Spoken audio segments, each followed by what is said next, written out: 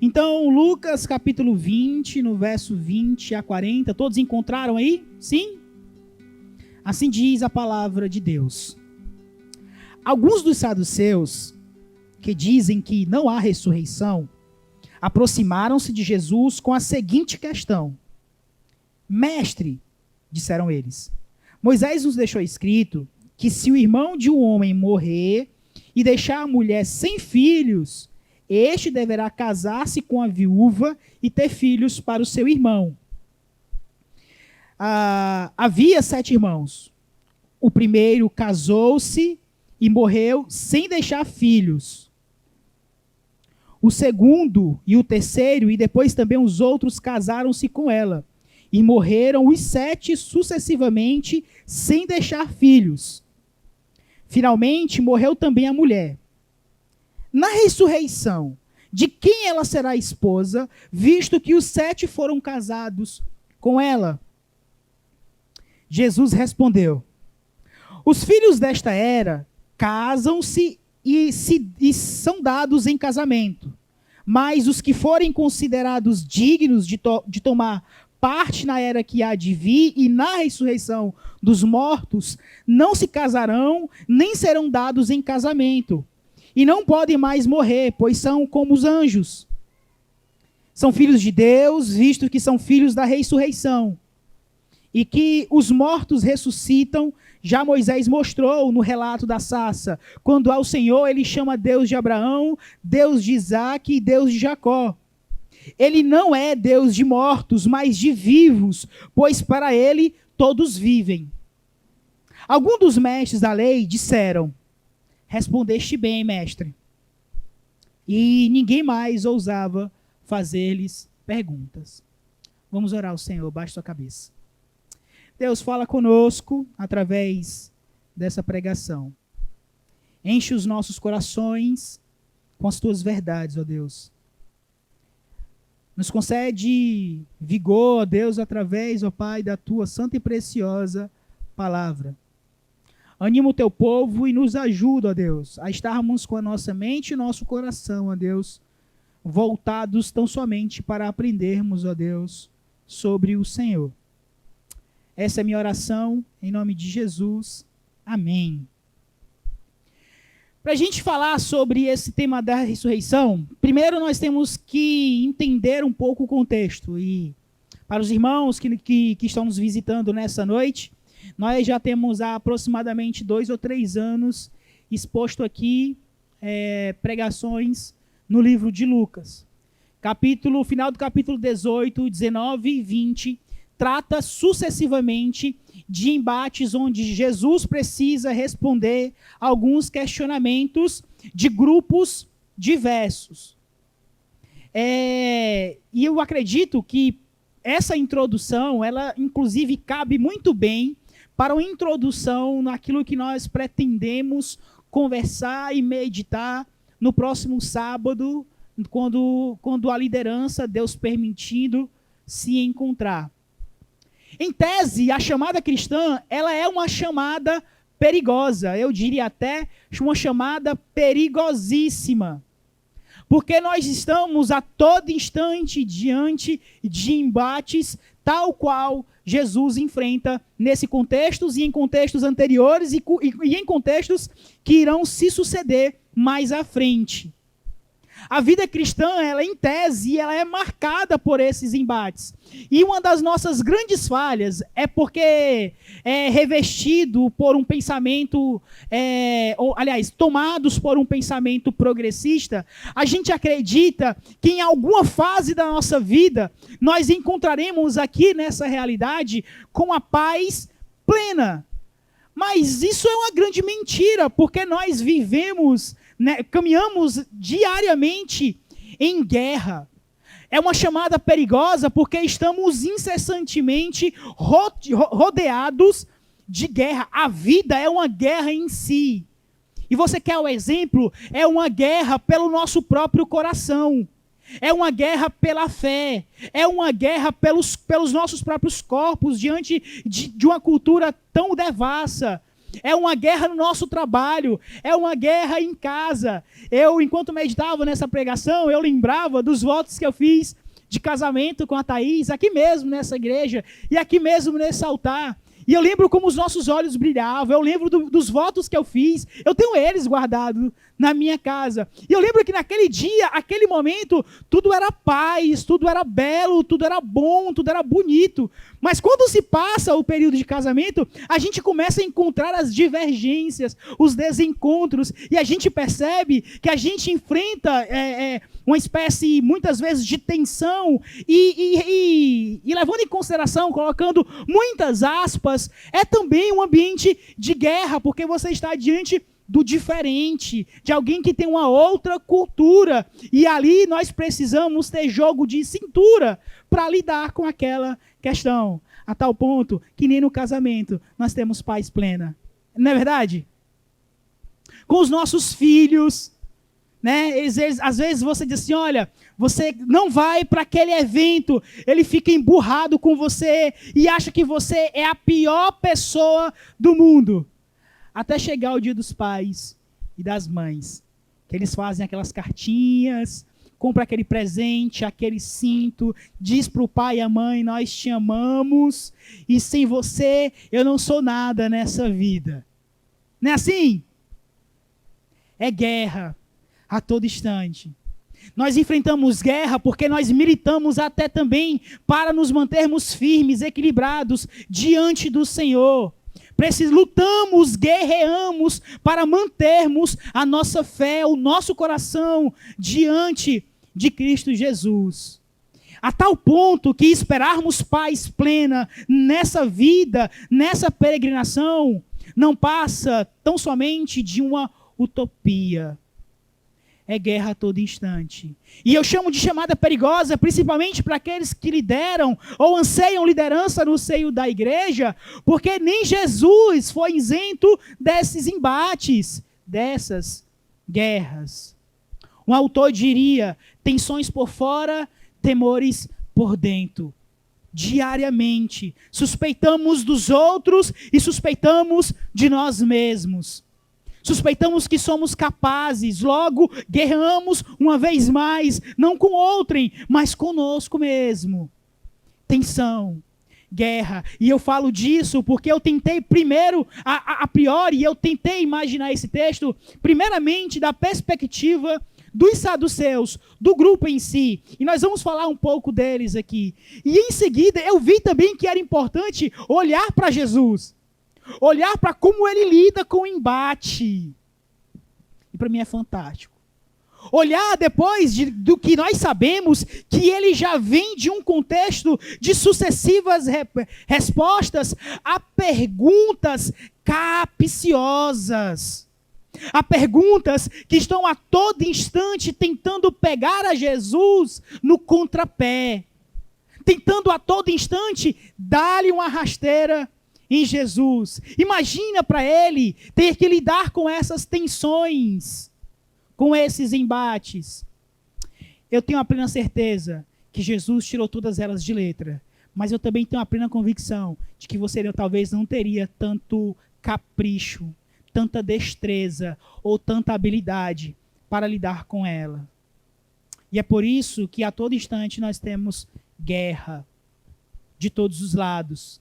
Porque muitas vezes nós olhamos para o nosso interior e percebemos que nós talvez não tenhamos tanta habilidade, nós falhamos em algumas circunstâncias por não ter habilidade para lidar com algumas batalhas. E aí isso nem significa que a gente perdeu a guerra, mas que a gente perde muitas vezes, muitas e muitas batalhas. O grupo que nós estamos agora esboçando e abordando é um grupo diferente. São os saduceus.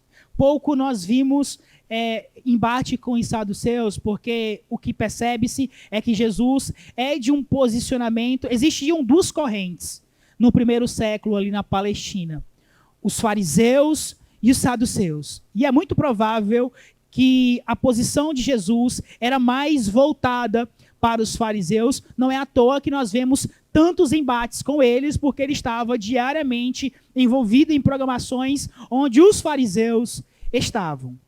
E aí existem duas diferenças, aliás, existem algumas diferenças entre esses grupos.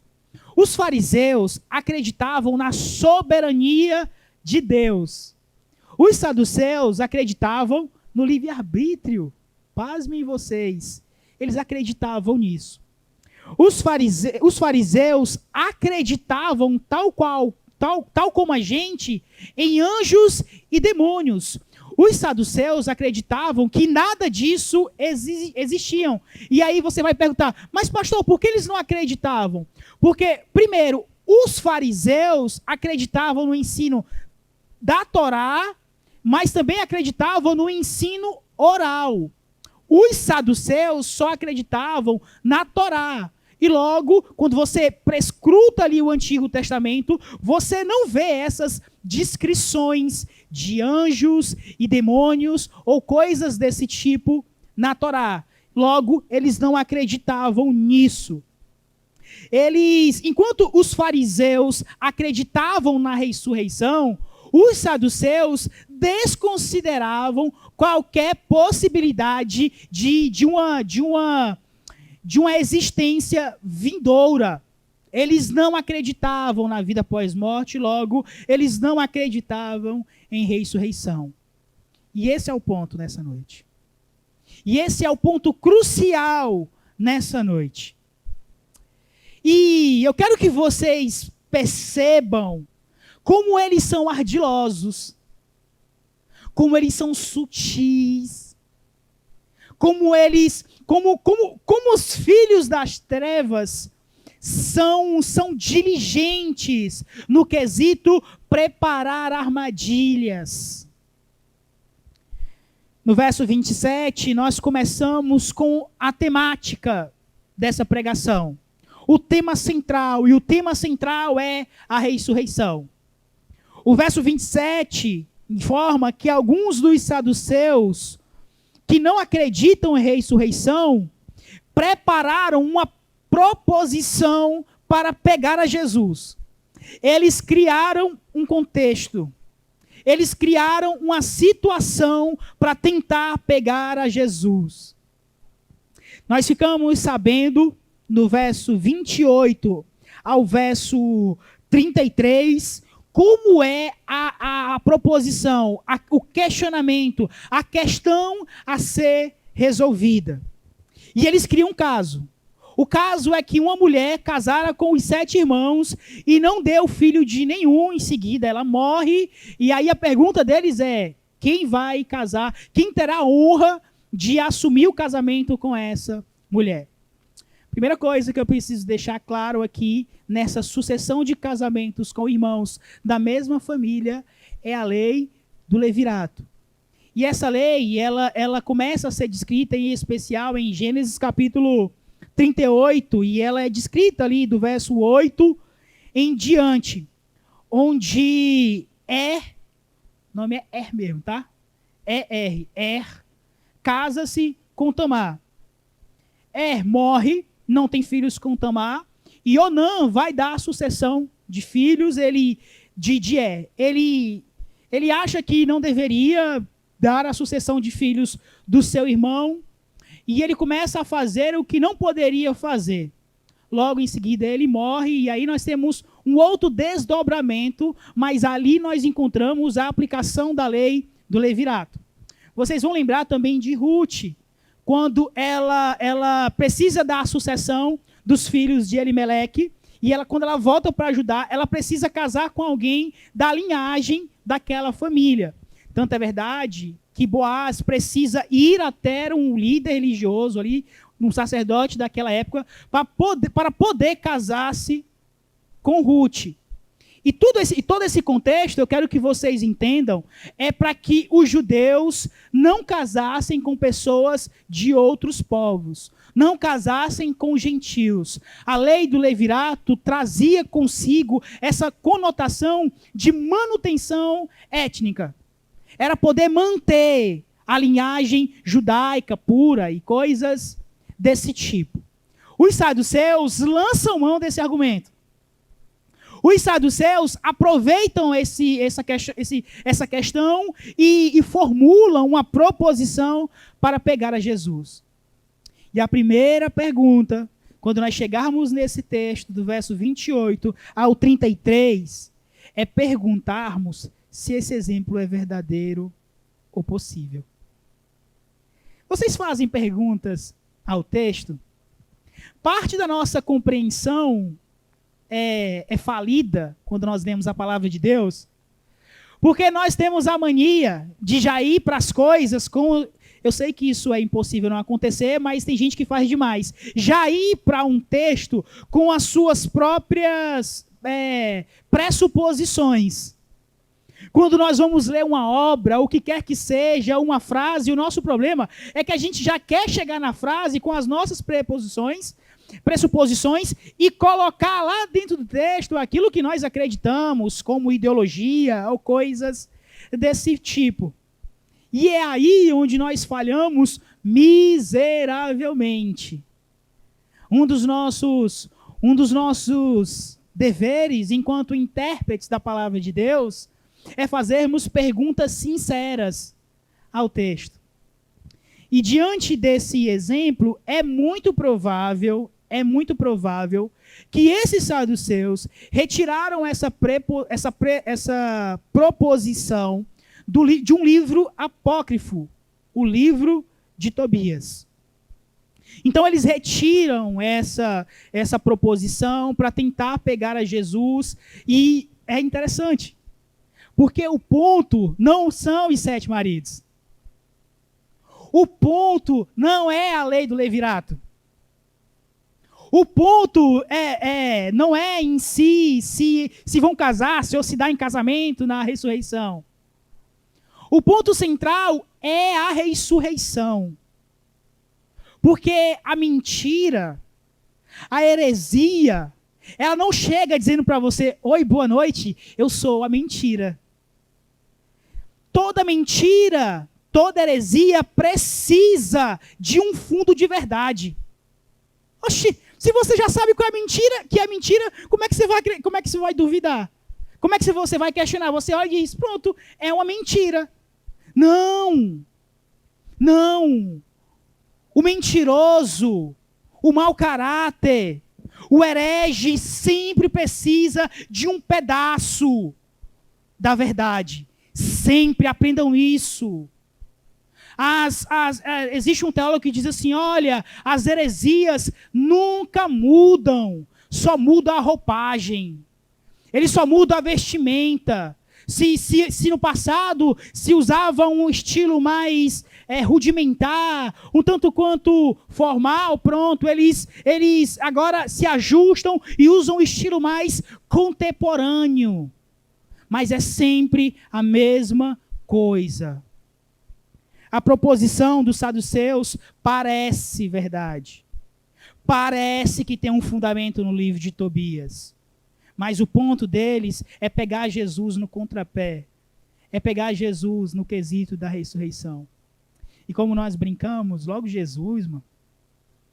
Vão querer pegar logo Jesus no contrapé. Aquele que sabe de todas as coisas. Aquele que sonda corações.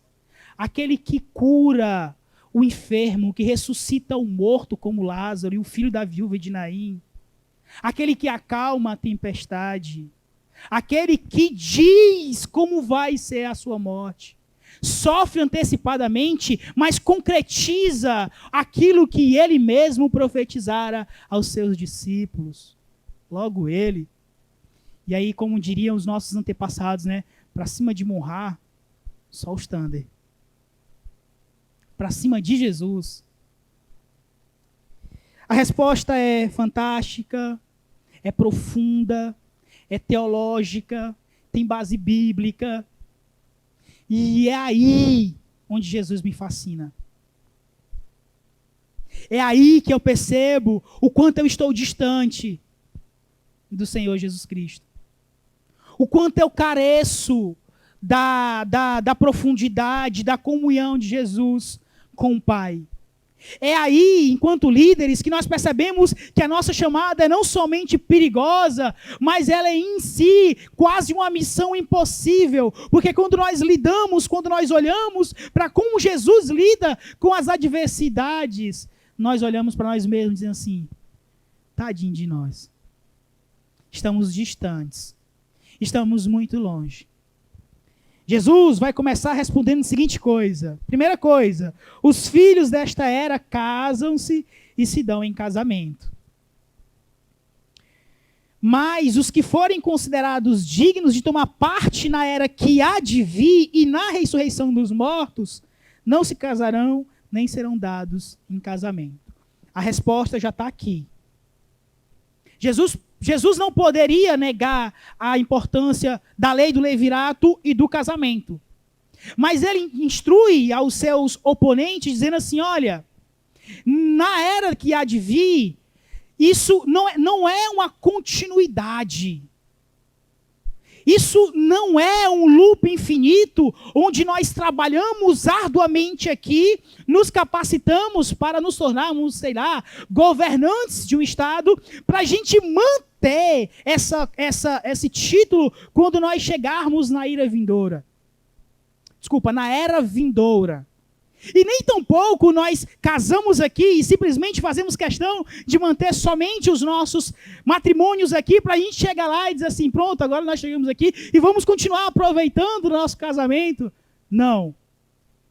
Ele coloca um marco aqui, dizendo assim, olha, aqui vocês casam e se dão em casamento. Mas lá vocês não precisam fazer isso. Aqui, vocês precisam disso. Eu presenteei vocês com o matrimônio e com a família. Mas lá, vocês não precisam disso. Aqui, vocês podem continuar correndo, tentando trabalhar, a fim de angariar mais recursos, para aproveitar aquilo que Deus mesmo concedeu para vocês. Casa, filhos, carro, boas comidas, viagem. Vocês podem fazer isso aqui. Lá, a satisfação de vocês é o Pai. Aqui vocês se satisfazem com as coisas desse mundo, e como é maravilhoso nos sentarmos, assarmos uma bela carne, colocarmos no meio, comermos o baião das irmãs que fazem aqui divinamente bem, e as várias receitas que nós já experimentamos, conversar, tocar violão, cantar, louvar ao Senhor. Que maravilha, que privilégio nós temos da parte do Senhor em experimentarmos isso aqui. Lá, a nossa satisfação é o Pai, é o Senhor. Talvez você está aqui, jovem, que anseia pelo casamento, vencendo as maiores tensões, acreditando que no casamento todos os seus impulsos hormonais e sexuais serão satisfeitos, acreditando no casamento todas as suas fichas.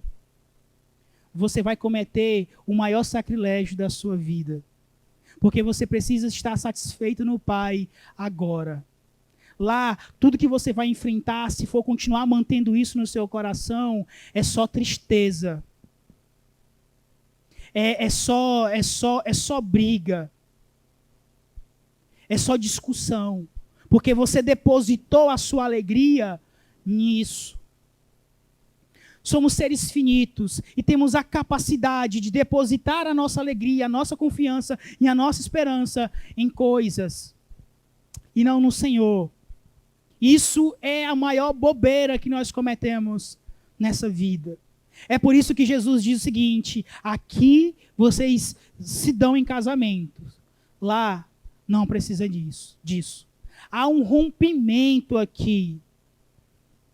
E ele continua a discorrer dizendo: lá vocês não podem mais morrer. E não podem mais morrer, pois são como os anjos.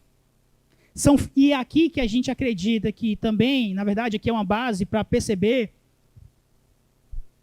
Perdão.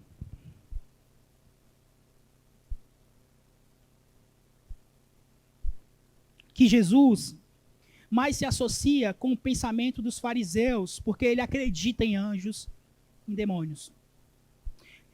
Pois são como os anjos. são filhos de Deus, visto que são filhos da ressurreição. São filhos da ressurreição. Se o ponto dos saduceus era esse, se a dúvida que eles tinham era essa, eles estão agora diante daquele que vai concretizar a sua obra através da morte e ressurreição e vai triunfar sobre a própria morte. Eles estão agora diante daquele que subjugou a morte. E eu quero que vocês lembrem que não foi a morte que pegou, nem a morte pegou Jesus no contrapé, quanto mais os saduceus. Não foi a morte que pegou Jesus de surpresa, foi ele que se entregou, dizendo assim, ó, está consumado. O que precisava ser feito, foi feito. Jesus morreu e ressuscitou pelos nossos pecados. Ele continua dizendo que os mortos ressuscitam.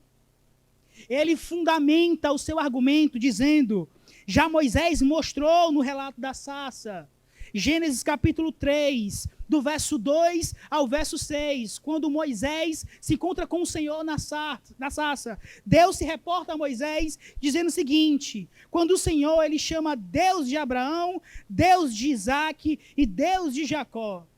Para mim, o verso 38 é o verso mais difícil dessa perícope. Para mim, o verso 38 foi o mais difícil de se entender. Porque o verso 38 é, por si só, paradoxal. Como alguém está vivo e está morto ao mesmo tempo. Novamente, são perguntas que nós precisamos fazer ao texto. A prova do verso 37 e a sua maximização, a sua ampliação de entendimento no verso 38, é para relembrar a nós mesmos que a morte não é a palavra final. A morte não é o findar de todas as coisas. A vida não se encerra simplesmente na morte. E é por isso que o verbo utilizado em Gênesis 3, do verso 2 ao verso 6, é um verbo no presente. E em Gênesis 3, capítulo 3, verso 2 a 6, tanto Abraão como Isaque, como Jacó, já estavam mortos. Mas o verbo continua no presente, ele é o Deus de Abraão, ele é o Deus de Isaque e ele é o Deus de Jacó. E se você tem dificuldade em Gênesis 3, verso 2 a 6, Jesus ajuda você a entender. No verso 38, ele não é Deus de mortos, mas de vivos. Pois para ele, todos vivem.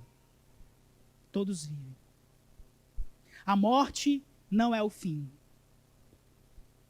A morte não é o limiar da vida. Não é o ponto final. Existe sim vida após morte.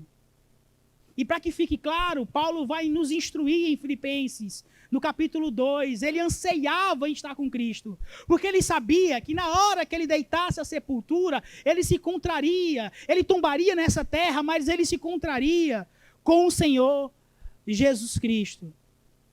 E aprendam isso e coloquem isso na vida de vocês. Ele não é Deus de mortos, mas de vivos, pois para ele todos vivem.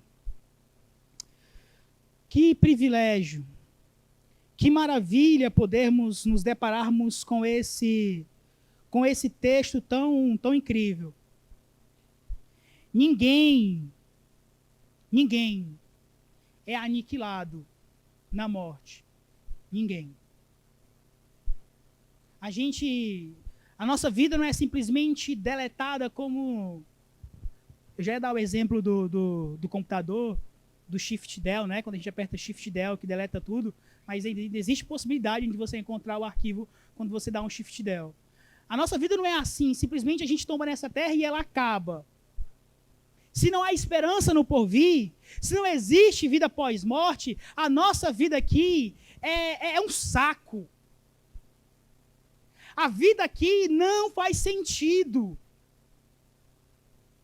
Viveríamos simplesmente em uma espécie de pessimismo constante.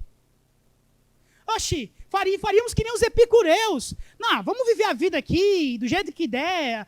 Ou que viver que nem o Zeca Pagodinho, vive, leva eu. No final, todo mundo morre. Não há sentido a vida, não há nada de legal depois. E tudo bem. Quando a gente morrer aqui, acaba e já era. Tudo mentira. Tudo um pensamento fajuto, errado. Existe vida após ir, porque para ele, todos vivem. E quem está endossando esse argumento, quem está combatendo, quem está explanando, quem está explicando essa temática da ressurreição, é justamente ele, o autor e consumador da nossa fé. Paulo diria em 1 Coríntios capítulo 15, se não há vida vindoura, se não há nada no pois vir, a nossa fé, essa reunião aqui é vã, é inútil, se não há ressurreição. Porque a morte de Jesus, o seu sacrifício vicário, o seu sangue derramado na cruz e a concretização da sua obra é o penhor da nossa salvação. Somos selados pelo Espírito Santo de Deus. Fomos comprados, não por um pouco preço, mas preço de sangue, por aquele que habita na eternidade. Se somos igreja por causa disso. Se nos reunimos por causa dessas verdades. Se cantamos e nos alegramos com isso, é porque um dia ele precisou cumprir a profecia descrita em Gênesis, nos profetas, e no Novo Testamento, e tem esse alcance futuro. E a prova disso é João 17, quando ele diz assim, eu oro não só por esses que estão crendo, mas por aqueles que hão de crer nessas verdades. Eu preciso dizer, Jesus orou por você que está aqui hoje. Jesus orou por você que confessou a Cristo como Senhor da sua vida. E ele não fez isso porque você é bonitinho, embora vocês sejam. Ele não fez isso porque vocês tinham méritos. Ele não fez isso porque vocês eram repletos de habilidades. Vocês sabem que muitas vezes vocês deitam no travesseiro de vocês, duvidando até mesmo da própria fé, se ele existe ou coisas desse tipo. Ele viu quando você suspeitou, quando ele existia, quando você passou por alguma adversidade na sua vida. E isso só prova que esse sacrifício é realmente por amor. Deus prova o seu amor ao ter entregado a Jesus por nós, quando nós ainda éramos pecadores. Esse Deus não é um Deus de mortos, porque para ele todos vivem. Pensando nessa temática de ressurreição, pensando nessas verdades tão robustas, tão importantes para as nossas vidas, nós precisamos compreender algumas coisas com relação a isso. E a primeira delas é que a incredulidade é um pecado muito antigo. Muito antigo. Acho que vocês vão lembrar de uma das minhas palavras hoje pela manhã. Na Igreja de Cristo sempre existirão pessoas que tropeçarão na caminhada. Sempre. Sempre. É triste dizer isso, mas é uma verdade que precisa ser dita. Porque sempre existiu incredulidade. Imagine você estar diante daquele que não somente fala sobre ressurreição, mas ele mesmo vai concretizar em si a morte e a ressurreição, e você estar diante dele e ainda ter a audácia de criar essa proposição e esse questionamento. Os saduceus fizeram isso, os fariseus fizeram isso. Até os discípulos, em dado momento, chegam a suspeitar de determinadas circunstâncias, mesmo tendo Jesus ali perto deles. Infelizmente, somos tentados diariamente a sucumbir diante da incredulidade. Sempre. Estava no parque ali, semana, estava eu e a Thaís, nós encontramos com a esposa de um pastor, a Laís, ela estava lá com os 3 filhos, e eu lembro que a gente fez uma pergunta para ela assim, Laís, assim, como é que é? Tá com esses 3 meninos aqui no parque, esses meninos correndo aí, e ela disse assim, rapaz, a gente entende que eles podem cair, que eles podem se arranhar, a gente fica olhando para tentar evitar algum tipo de agressão ou coisa do tipo. E de resto, a gente deixa eles aí, brincando, com os pés no chão, e pronto. E foi assim mais ou menos com a gente, né? A gente metia os pés na areia, metia os pés na lama, pulava muro, pulava cerca, se rasgava, uma coisa, né? Aí os nossos filhos não podem nem sair de casa. Não pode nem... se morrer, né? A Germana só rindo, né, Germana? E aí depois a gente ainda acha ruim assim, né? Os meninozinhos de condomínio, né? Não, ele ali é filho, foi criado em condomínio, menino de condomínio, né? Do sustagem com Nesquik, né? Com Nutella, leite com pera. Mas são nessas pequenas coisas que nós revelamos a nossa incredulidade. Porque a gente acredita que no nosso império a gente controla e move todas as cartas. No fim, a gente diz para Deus assim, olha Deus, eu sei que o Senhor sabe fazer, mas deixa eu te ajudar aqui nesse procedimento, que pode ser que você não saiba lidar com tanta expertise. A gente tem essa mania, e aí a gente age com incredulidade. Eu não estou dizendo que a gente deve deixar os nossos filhos à mercê de qualquer maneira, e nem com isso estou endossando, dizendo que a nossa criação foi perfeita e melhor do que a deles, tá? É que fique bem claro isso. Mas nós precisamos ter cuidado, porque muitas vezes é nessas pequenas coisas que nós revelamos a nossa incredulidade.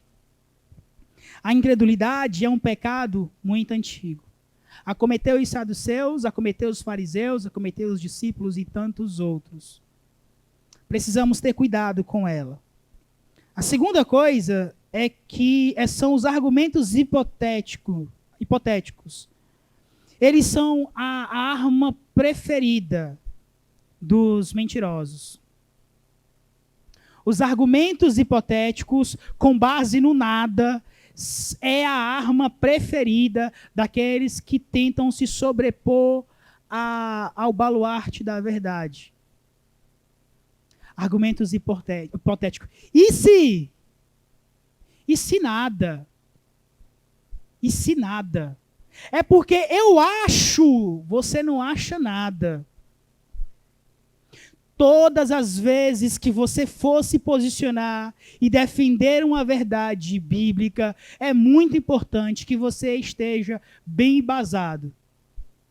O seu e se e o seu eu acho não vale nada diante da palavra de Deus. Corram, fujam de argumentos hipotéticos, que trazem consigo uma espécie de coisa que até parece fazer sentido. Que até parece, que no nosso imaginário é até cômodo de se aceitar. Mas que não carrega em si verdades profundas e contundentes. Como Jesus faz questão de defender o seu ponto. Citando Gênesis 3, verso 2 a 6, o exemplo de Moisés, quando Deus se mostrou na sarça por ele. E quando você for citar o texto, faça questão de fazer perguntas ao texto e saber se aquilo que você está defendendo é realmente o que o texto está dizendo. Tomem cuidado com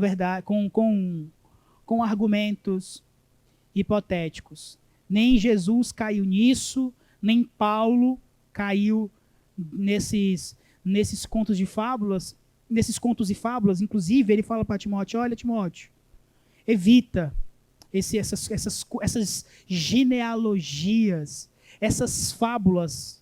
Na verdade, genealogias, ele fala para Tito, para Timóteo: cuidado com as fábulas de velhas caducas. Cuidado com essas coisas que tentam se engendrar no seio da igreja.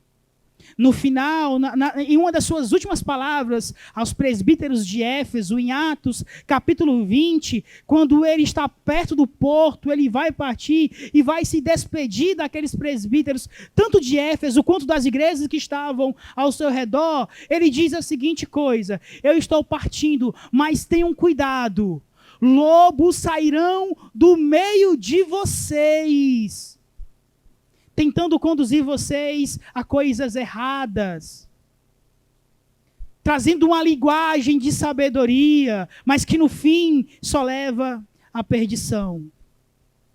Tenham cuidado com argumentos hipotéticos. E para a gente finalizar aqui,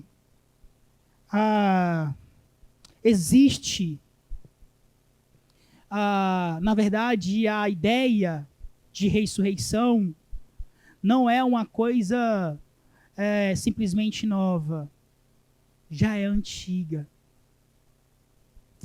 Tanto Abraão, como Isaac e como Jacó criam nessa esperança, numa fé vindoura.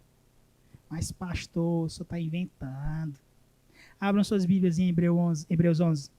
Eu quero finalizar com esse texto. Eu quero ler com vocês, o texto é um pouco longo, eu quero ler com vocês a partir do verso 13. Porque no verso 13 ele faz uma espécie de resumo do que veio antes. Tá? Ele fala da fé de Abel, ele fala da fé de Enoque, ele fala da fé de Noé, ele fala da fé de Abraão.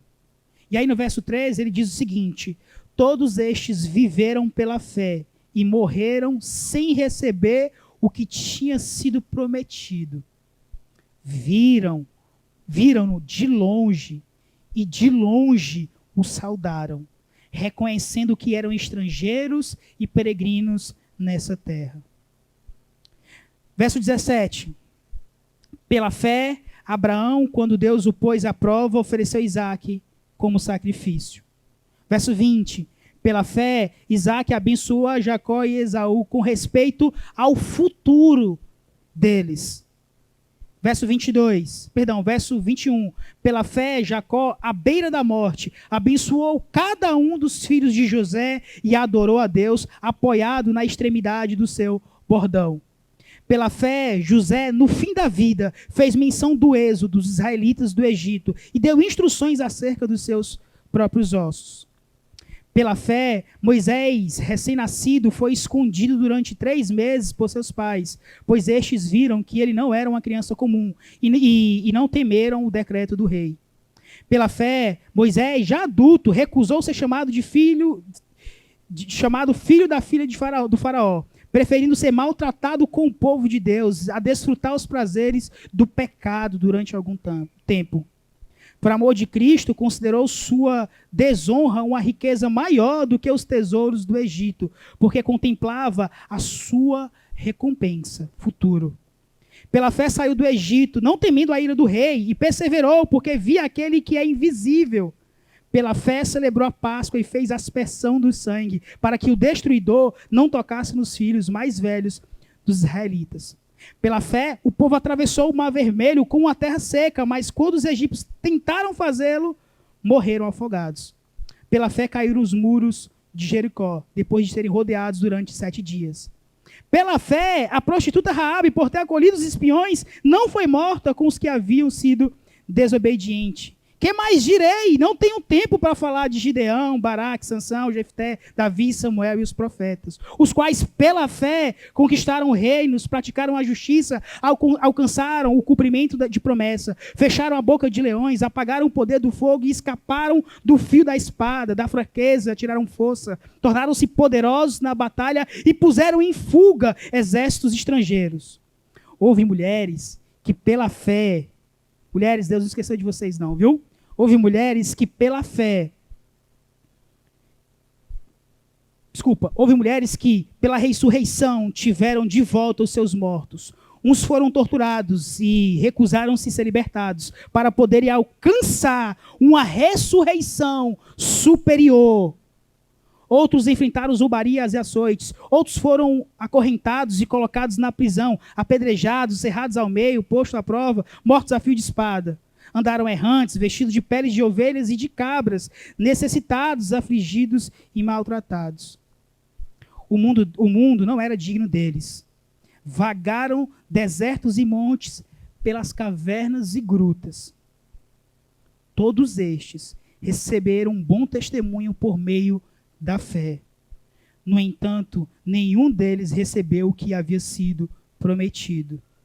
Deus havia planejado algo melhor para nós, para que conosco fosse eles aperfeiçoados. Mas o ponto crucial que eu quero que vocês compreendam aqui, e que eu deixei por último, rompendo a ordem, é o verso 10, que diz o seguinte: